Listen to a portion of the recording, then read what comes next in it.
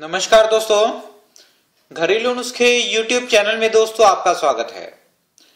दोस्तों, श्राद्ध पक्ष 24 सितंबर को प्रारंभ होने वाला है और इस दिन से सभी अपने पितरों का पूजा पाठ तर्पण करते हैं और उनको घर पर बुलाकर उनको भोजन करवाते हैं।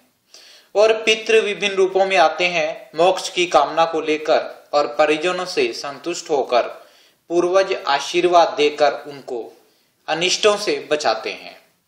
जब पितृ पक्ष आते हैं तो पितृ लोक के द्वार खुल जाते हैं और अपने पुत्र पौत्रों के यहाँ सारे पितृ आ जाते हैं। श्राद्ध से पितृगण प्रसन्न होते हैं और आपको सुख समृद्धि सफलता आरोग्य और संतान रूपी धन देते हैं। आज जो मंत्र हम आपको बताएंगे, अगर आप श्राद्ध के दिन उसका उच्चारण करते हैं तो जो चाहेंगे वह आपको मिलेगा। इसके साथ साथ कुछ और भी बातें हैं जो आपके लिए जानना जरूरी है।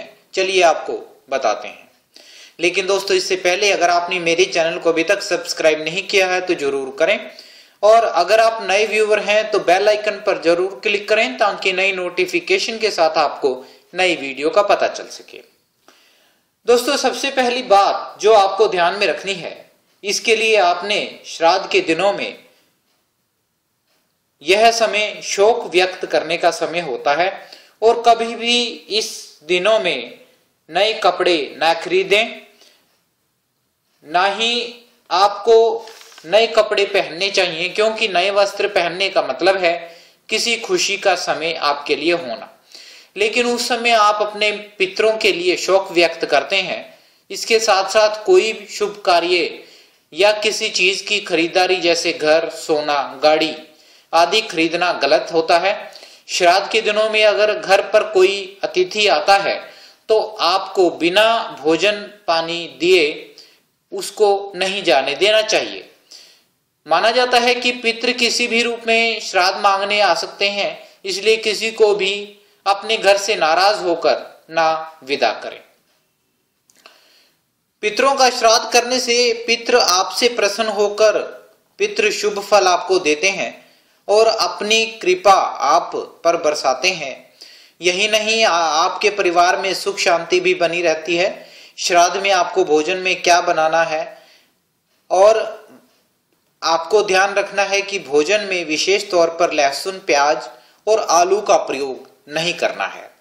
इस दौरान भोजन में विशेष रूप से प्रिय चीज जैसे दूध से बनी खीर और चावल, दूध, घी से बने पकवान आदि बना सकते हैं और बेल पर लगने वाली सब्जियां, उनका प्रयोग आप कर सकते हैं। उनको पकाकर पितरों को अर्पित कर सकते हैं। उपयुक्त और विशेष रूप से यह उनको प्रिय होती हैं।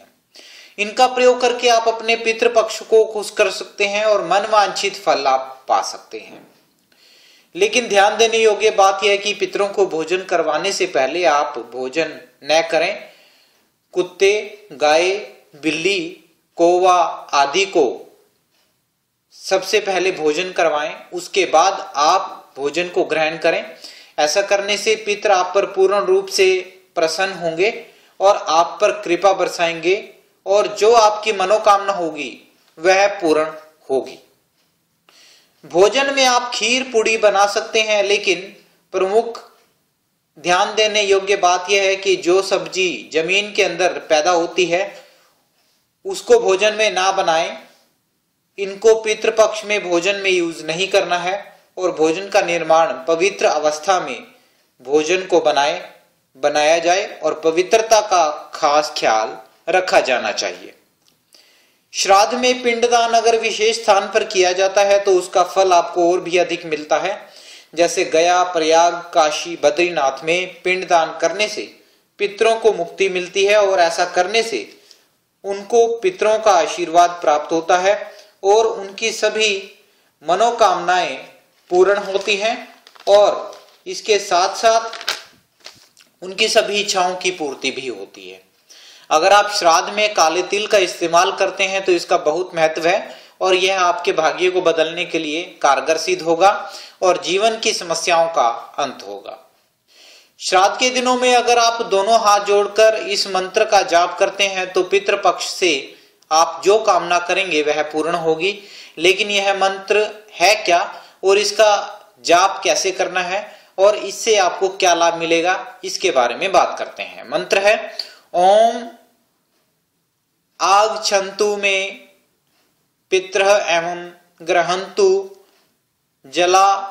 जलांजलिम। इसका मतलब है कि हे पितरों, पधारिए और जलांजलि ग्रहण कीजिए और जल में दूध डालकर जल में इस जल को अर्पित करना चाहिए। ऐसा करने से आपकी सारी मनोकामनाएं पूर्ण होंगी और पितृ आपसे प्रसन्न होकर आपकी सभी मनोकामनाओं को पूर्ण करेंगे।